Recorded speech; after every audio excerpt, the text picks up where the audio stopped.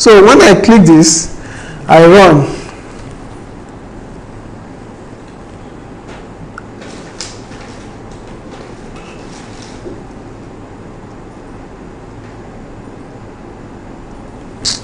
This is no.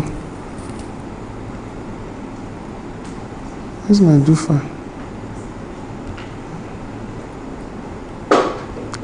Have you done yours?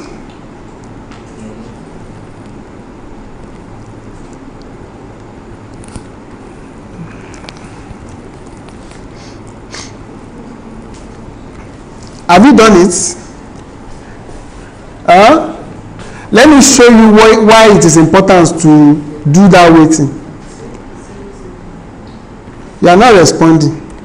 Sorry, this wait now, is it for data that has not been sampled the way you explained? Or even if they are done that sampling, you still have to do this. This is a secondary data. Yes. Trying to represent the whole Nigeria. Okay. So, and it is built such that all the design is such that when you are making inferences, you can categorically, to a large extent, say you are applying it to, if you are using Osun State data, for instance, you can say something about Osun State generally. So the idea is to be able to do that. That's one of the essence of this. If you collect your own primary data now, and you don't have any reason to do that, there's no point. Have they not made provision for all states to be equally represented when collecting data? Or because we can't ascertain that, we need to go through. I just want to understand. What did you say? No, saying they have actually. That is what this thing is doing. DHS cannot accommodate decimal. Another reason is because the data set here inside DHS does not accommodate decimal. So as the data is, so we need to break it down. So they may enter it for as long as possible in certain places. So you need to break it down by using the denominator 1 million, so that observations will not be over-represented and under-represented. Do you get what I'm saying? Don't worry. Just know that there is need to get NDHS data. What you do analysis. No, not any. This particular NDHS data. Yes. All DHS data. Yes, all DHS. And that's why I said there are different, like this one now, you have V00.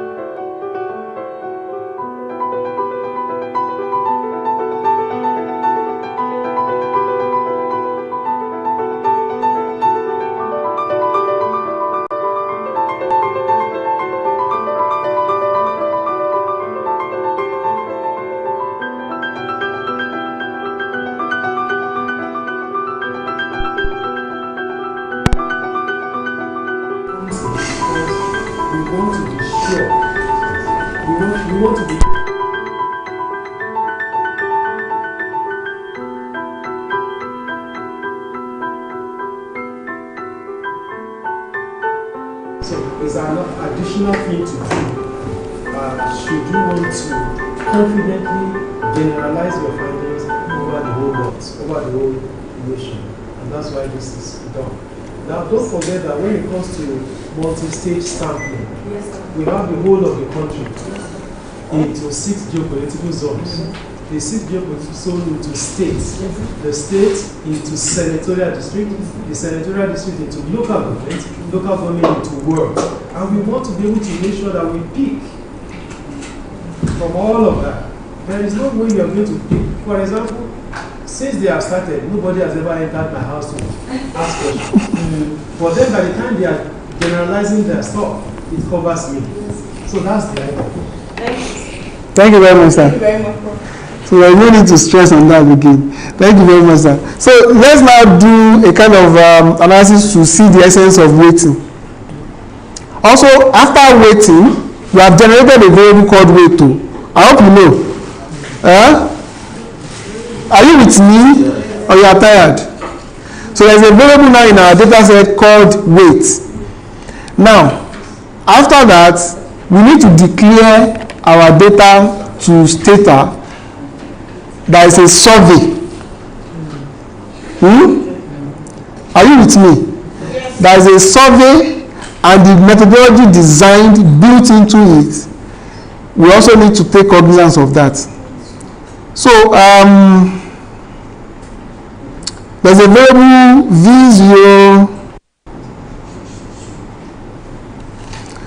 V021. Yeah, this one's.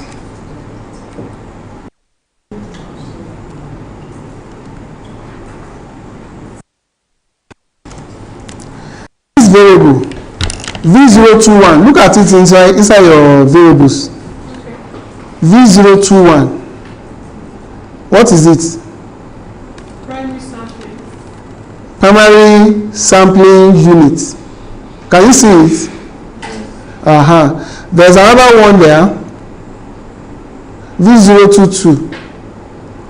Sample strata for sampling errors. All of these are methodological procedure that must be declared before you also do data analysis with DHS data. Are we clear? You must declare it. And don't ask questions regarding what does this mean, what does this mean. This is the procedure. You declare survey set. Maybe after we'll be talking about, okay, why all of this. But this is what you do. You declare it. And how you do that is to say survey set V021. You identify the primary sampling unit. And then P weight equals weight, the weight that we generated. Then comma, give you the option of strata V022. What's that V022 again? Yes. So what you do now is highlight this and run it.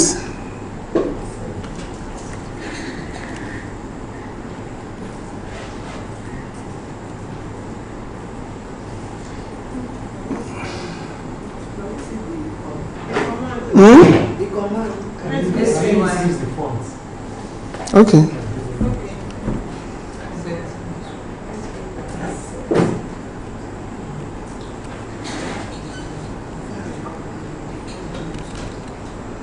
Is it clearer? Yes.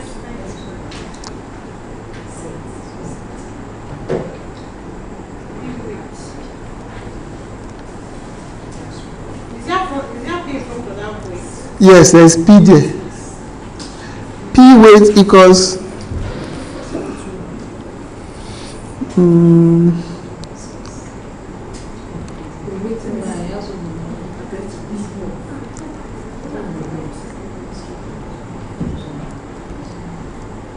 Have you finished typing? No. The first one is block bracket, and what is it called now? Close bracket.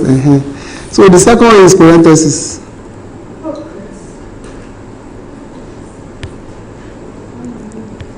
Is the color of the second box, the second bracket supposed to change? Color? Color. No. Because my own is showing green here. Showing what? Green.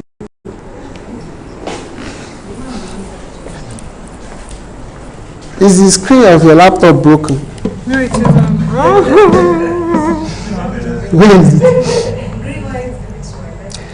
Put space in front of that. Is there space there? Okay, the column is red. It's green. Don't worry, just return the space. Return the space and Doesn't matter. run it and see.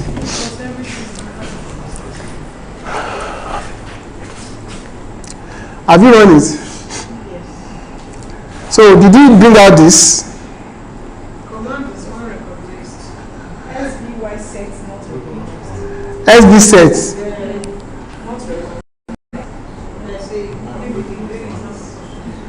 SVY set V021 P weight equals weight survey set.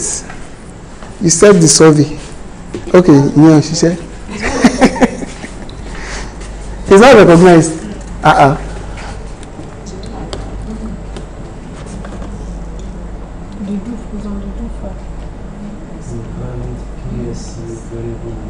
Do. This is it.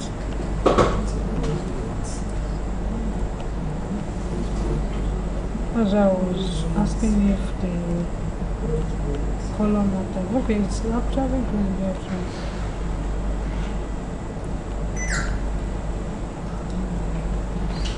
Still danger. Danger.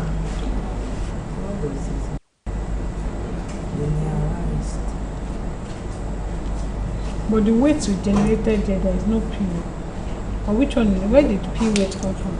Professional weight. Okay. They already exist.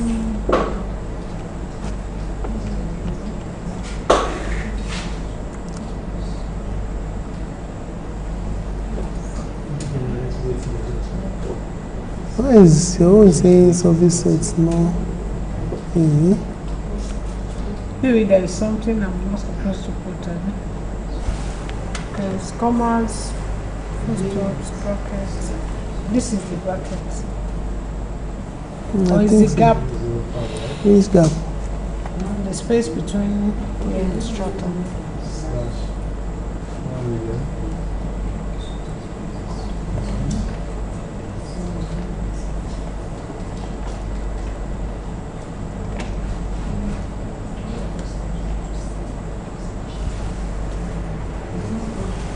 So what's the wrong?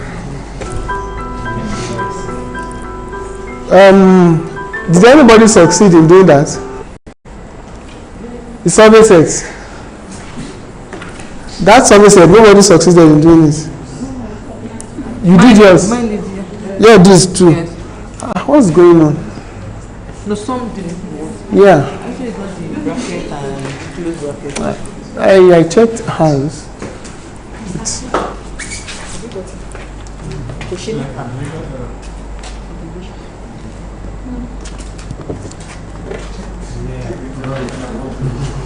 The charger.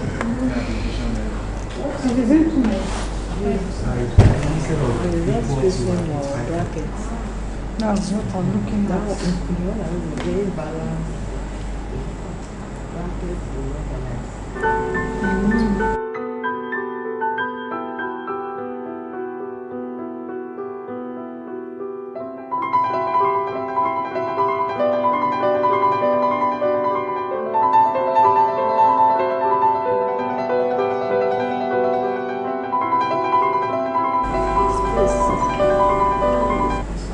The space scenario. Let's try and. What does what mean? The result that it showed, right? Yeah, it's showing you that you have declared the data as your survey set. By the time we start applying it to our analysis, you see the difference. So, for instance, now,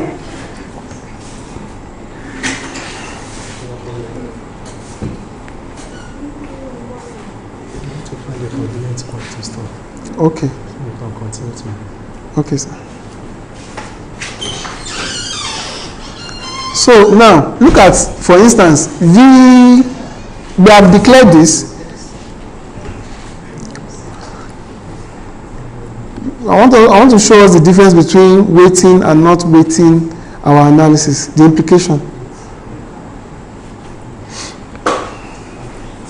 If I say to tabulate V106, and then I want to put weight there. This is how you put weight when you are doing frequencies and percentages. You run like this. See, you can see that, you can see some decimals here. Can you? Now let's do without the weighting.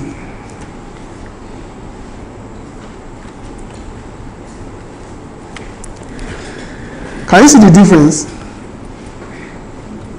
Can you see the difference?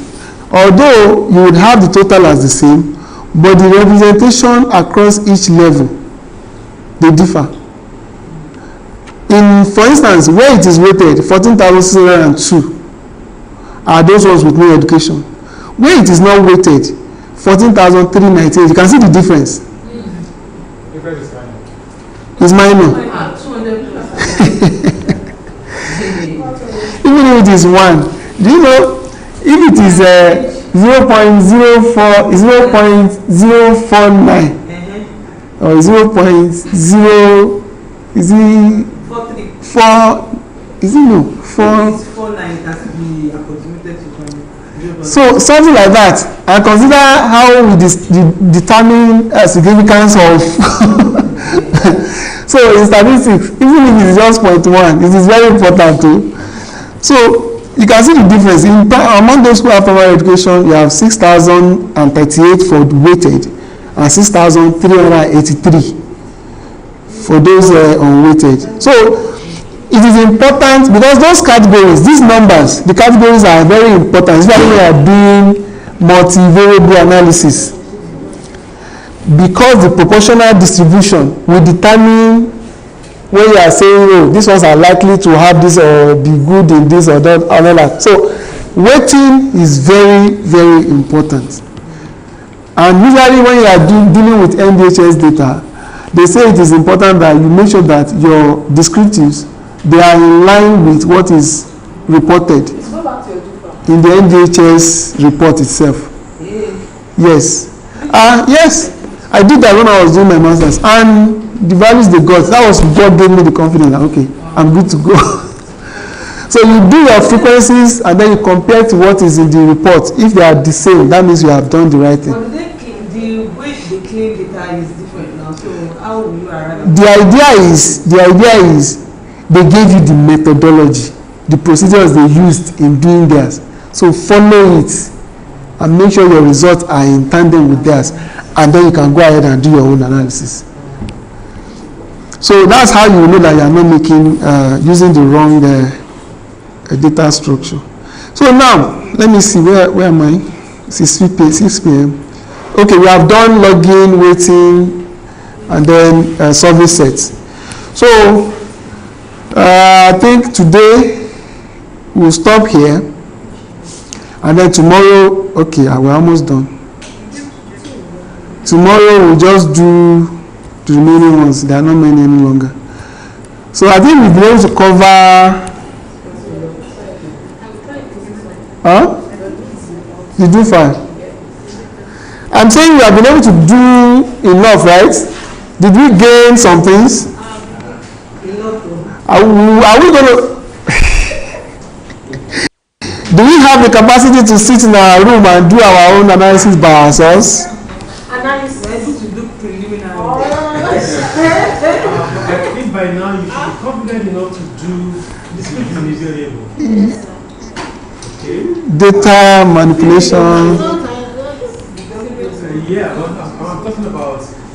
Based on what we have covered so far. To be able to do the variable, you should also be able to do the cross tab. It's all about command. Can you people show that? Yes, the cross tabulation. To be able to do is to see you can interchange variables and look at how the columns will change. It's so sensitive to it, to the arrangement of variables. After that, we should be calling it today. You know what the cross tab is, right? Contingency table. Hello, first here, let's quickly do this. This is our own goal. So,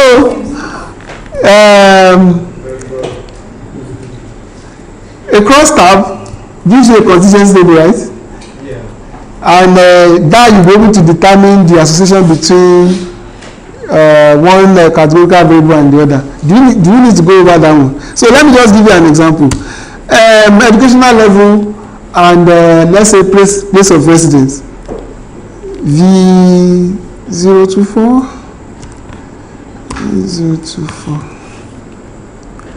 I'm not sure. Let me give it a try. Okay. Oh. There are two variables for education. What? So there are two variables for education. So that the low man. Yes, I mean highest educational level and place of residence. You can see you have higher education as a row and place of residence as a column. Huh? The command is just this.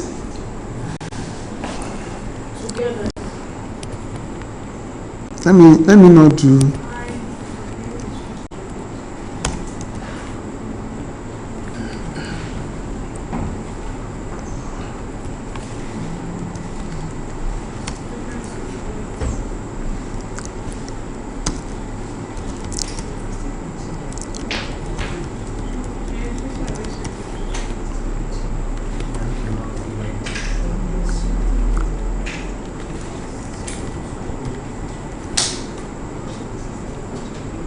Weighted and unweighted. I'm trying to show the differences.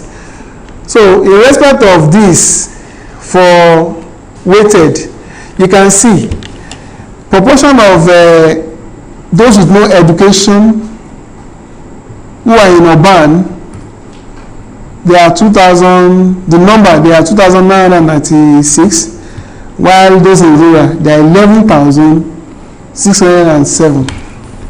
Let's do without weight.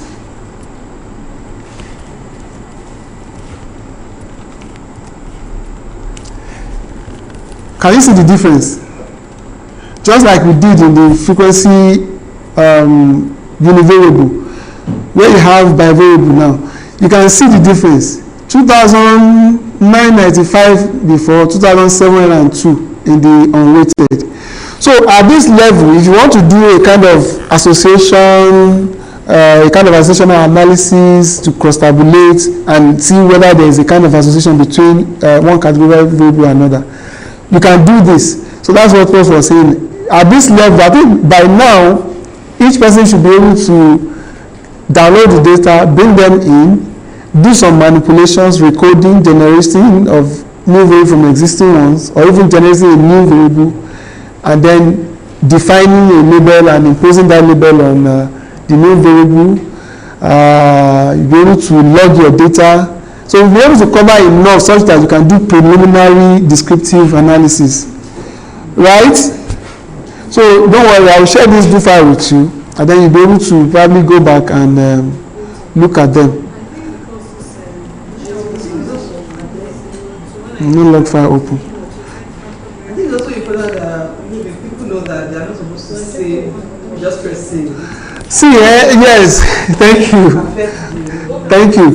See, as it is now, all the things we've done, they have been registered in this original data set. Hello? If you go down, hello? If you go down, you see some new variables there. Right? A lot of mercy. So you see that there are new variables there, and you must have, there are things that you have done that have distorted the original data. What you need to do when you are closing this is to avoid saving. You don't save it, you can close it without saving it. But you save your do file. Okay? So you save your do file, but you shouldn't save this. Such that tomorrow now, I'm not saying you shouldn't work at home.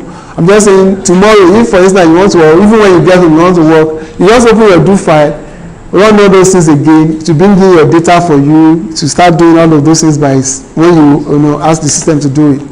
So you don't need to start all over from the beginning. But the original data is data. Don't save that one, but save your do file. Thank you for listening. I hope we're able to achieve enough for today. Clap for me!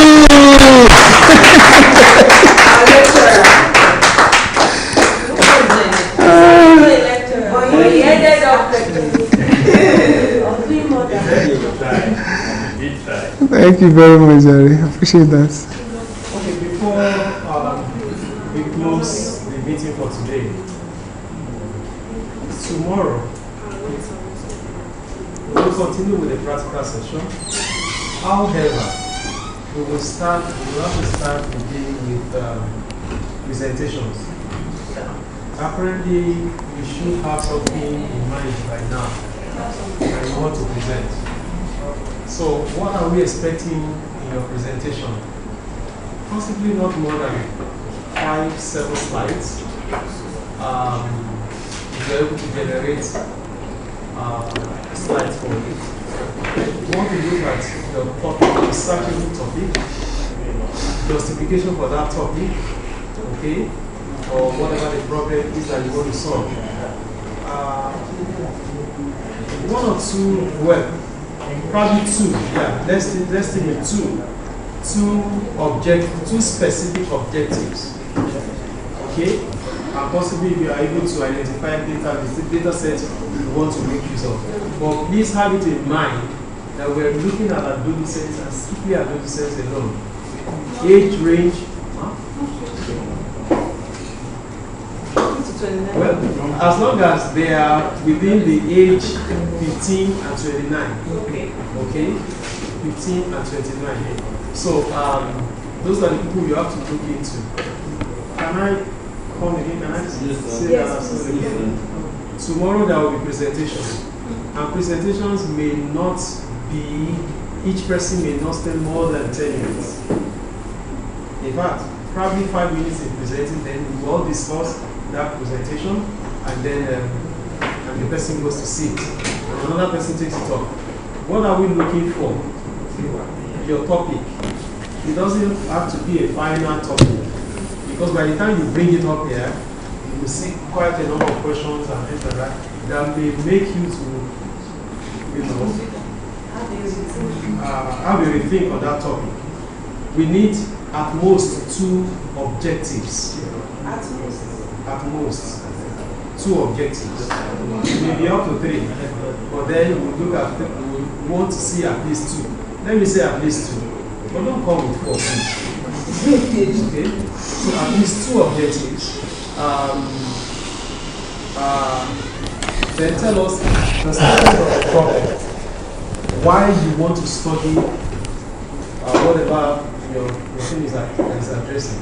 Please don't forget that your topic was clearly shown or immediately show the dependent variable and the independent variable. Also try to see if you can identify a data source for your work.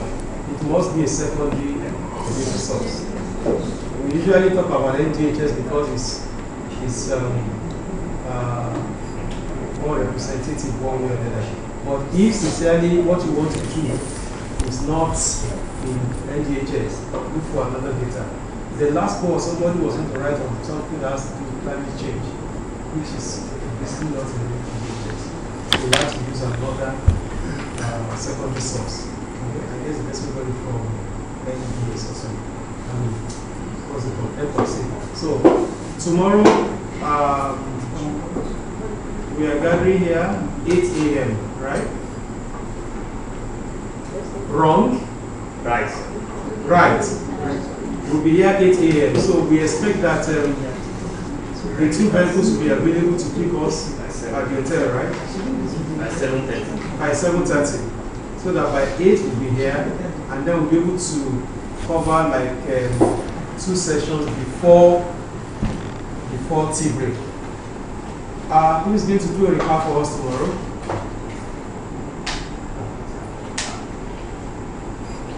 Madam Governor, who are you choosing? Yourself? She was supposed to do today, but there wasn't a recap to do. Oh, okay. So she's going to combine today. No, don't today. Let me